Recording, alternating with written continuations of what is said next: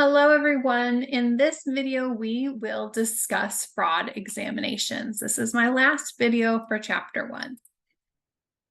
So, fraud examination is a methodology developed by the Association for Certified Fraud Examiners for resolving fraud allegations from beginning to end. This includes obtaining evidence, interviewing, writing reports, testifying, all of those things. So handling fraud examination requires that all fraud allegations be handled in a uniform, legal fashion, and that they are resolved in a timely manner.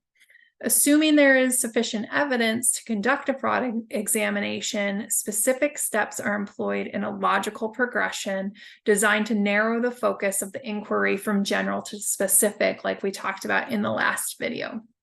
Eventually, we're going to center in on our conclusion, and the fraud examiner is going to have hypotheses. We talked about that in the last video. On how the fraud was committed, by whom, answering those questions, and we are going to find evidence in order to draw in and answer those questions: who, what, where, when, why, and how.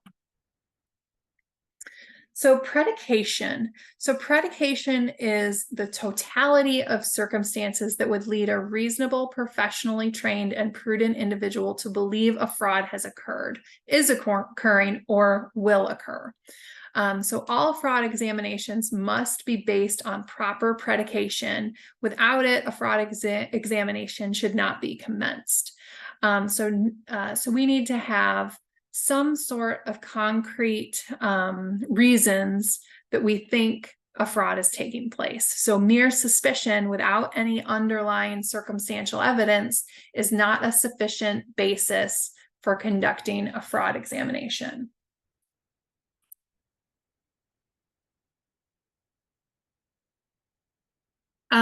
Fraud prevention and deterrence.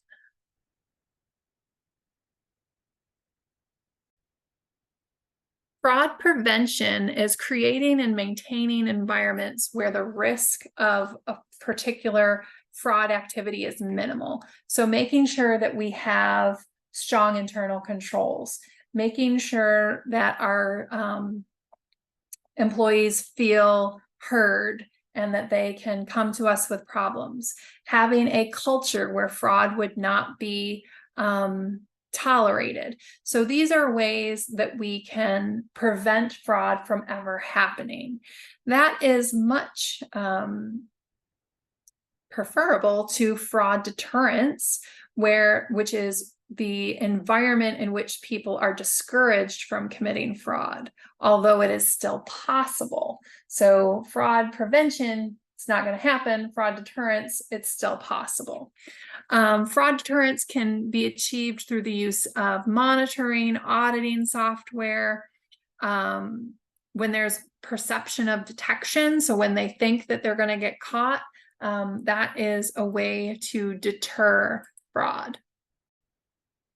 Fraud detection and investigation. So fraud detection is the process that we go through to uncover the presence or existence of fraud. So this is accomplished through using well-designed internal controls, supervision, monitoring, and activities to search for the evidence of potential fraud. Fraud investigation takes place after we have indicators of fraud, such as missing cash or other evidence that shows that we have predication, suggesting that a fraudulent act has taken place. So the investigation is used to determine the extent of which there have been losses and to identify who stole the cash. So whether we use the term fraud investigation or fraud examination, they're used synonymously. Yeah,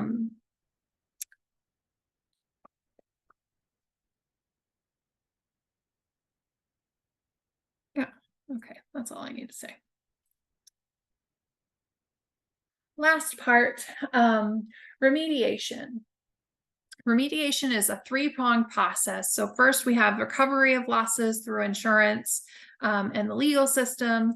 support the legal process as it tries to resolve the matter, and then modification of operating processes. So remediation, what happens after the fraud has taken place, after we've identified our losses, what comes next? That's called remediation.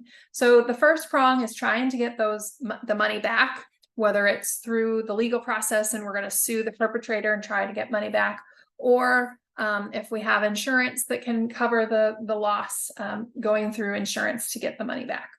Supporting the legal process, going through whether it's a criminal or a civil trial, and going through that process. And then the third piece is what we're going to do in our own environment and what changes we're going to make after the fraud has been uncovered. So that's the last thing I have for you today. Don't forget to read the chapter. I've gone through very quickly and at a high level, so you'll want to read the chapter. I've cut some things out that you should see on your quiz, so just make sure you also read the chapter and take your quiz and your individual assignment and your group assignment. Let me know if you have any questions, and I look forward to seeing you next week for chapter 2.